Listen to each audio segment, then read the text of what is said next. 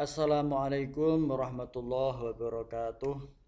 Kepada anak-anakku semuanya yang saya banggakan dan yang saya cintai, marilah terlebih dahulu kita buka pembelajaran kali ini dengan bacaan basmalah bersama.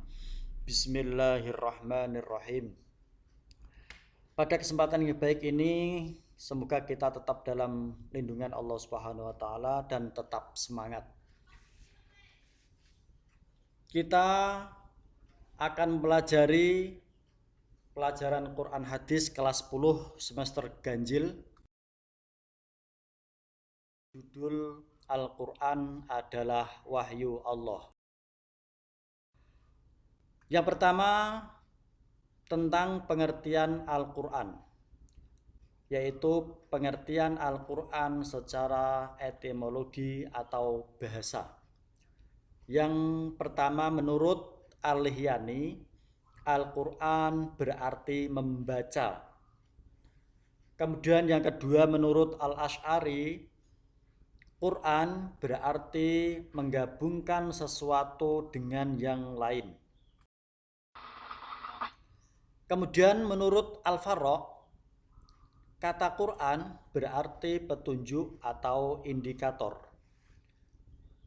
Menurut Az-Zujjaj, kata Quran berarti kumpulan. Yang terakhir menurut Asy-Syafi'i, bahwa Al-Quran adalah nama khusus yang memang sejak awal digunakan sebagai nama kitab suci yang diturunkan oleh Allah Subhanahu wa taala kepada Nabi Muhammad sallallahu alaihi wasallam. Setelah kita mempelajari pengertian Al-Quran secara bahasa, saatnya kita belajar atau mendefinisikan Al-Quran secara terminologi atau istilah. Yang pertama menurut Syekh Muhammad Khuduri Baik. Menurut beliau, Al-Quran adalah firman Allah yang berbahasa Arab yang diturunkan kepada Nabi Muhammad untuk dipahami isinya dan selalu diingat, yang disampaikan dengan cara mutawatir, ditulis dalam mushaf, yang dimulai dengan surat Al-Fatihah dan diakhiri dengan surat An-Nas. Kemudian menurut Subhi Soleh, Al-Quran adalah kitab Allah yang mengandung mukjizat yang diturunkan kepada Nabi Muhammad, yang ditulis dalam mushaf-mushaf, yang disampaikan secara mutawatir dan bernilai ibadah bagi yang membacanya.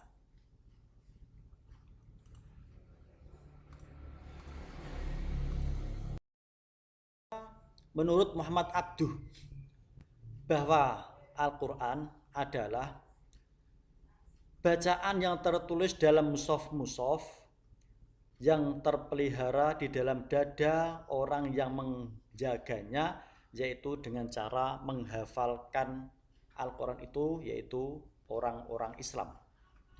Jadi setelah kita mendefinisikan Al-Quran secara terminologi atau istilah, maka kita dapat mengambil kesimpulan bahwa Al-Quran adalah firman atau kalam Allah. Yang kedua, Al-Quran terdiri dari lafaz yang berbahasa Arab. Yang ketiga, Al-Quran diturunkan kepada Nabi Muhammad. Yang keempat, Al-Quran merupakan kitab Allah yang mengandung mukjizat bagi Nabi Muhammad yang diturunkan melalui perantara malaikat Jibril. Kesimpulan yang kelima, Al-Quran disampaikan dengan cara mutawatir. Yang keenam, Al-Quran merupakan bacaan mulia dan membacanya merupakan ibadah. Yang ketujuh, Al-Quran ditulis dalam mushaf-mushaf yang diawali dengan surah Al-Fatihah dan diakhiri dengan surat An-Nas. Yang terakhir, Al-Quran senantiasa terjaga kemurniannya dengan banyak orang yang menjaganya, yaitu menghafal Al-Quran. Saatnya kita mengetahui atau mempelajari nama-nama lain Al-Quran. Yang pertama, Al-Quran itu sendiri namanya. Al-Quran artinya bacaan atau yang dibaca.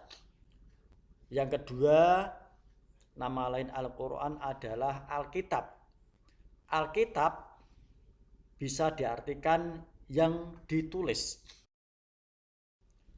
Yang ketiga, Al-Furqan. Al-Furqan artinya pembeda. Yang keempat, Az-Zikri.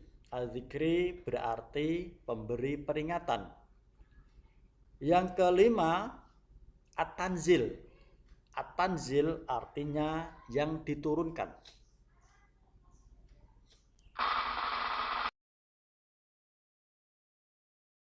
Kemudian setelah kita mempelajari pengertian Al-Quran secara bahasa dan secara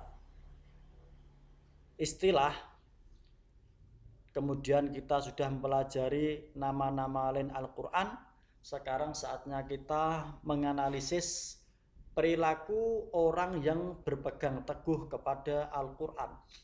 Bagaimana sih perilaku orang yang berpegang teguh kepada Al-Quran? Al-Quran kita sudah mengetahui adalah sebagai sumber hukum Islam yang pertama dan utama. Kita sebagai seorang muslim tentunya berkewajiban untuk berpegang teguh kepada hukum-hukum yang ada dalam Al-Quran.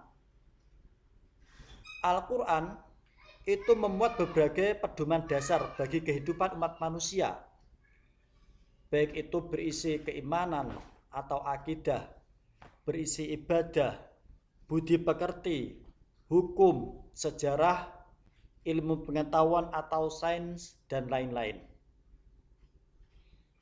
Sebagai kitab tuntunan hidup bagi setiap umat Islam, hendaknya setiap muslim dapat menjalani kehidupan menurut tuntunan Al-Quran, yakni menerapkan budi pekerti atau etika yang dilandasi dengan keimanan kepada Allah Subhanahu wa taala. Dan Al-Quran itu bukan hanya mengatur hubungan antara manusia dengan Allah, melainkan juga mengatur hubungan manusia dengan manusia dan dengan lingkungan sekitar. Maka itulah sebabnya Al-Quran dijadikan sebagai sumber hukum yang pertama dan utama bagi umat Islam. Demikian telah kita pelajari pengertian Al-Quran secara bahasa dan secara istilah, serta nama-nama lain Al-Quran yang sangat populer, dan menganalisis orang yang berpegang teguh kepada Al-Quranul Karim. Semoga benar-benar dapat bermanfaat dan berguna bagi kita semua. Mari kita tutup dengan bacaan hamdalah bersama-sama.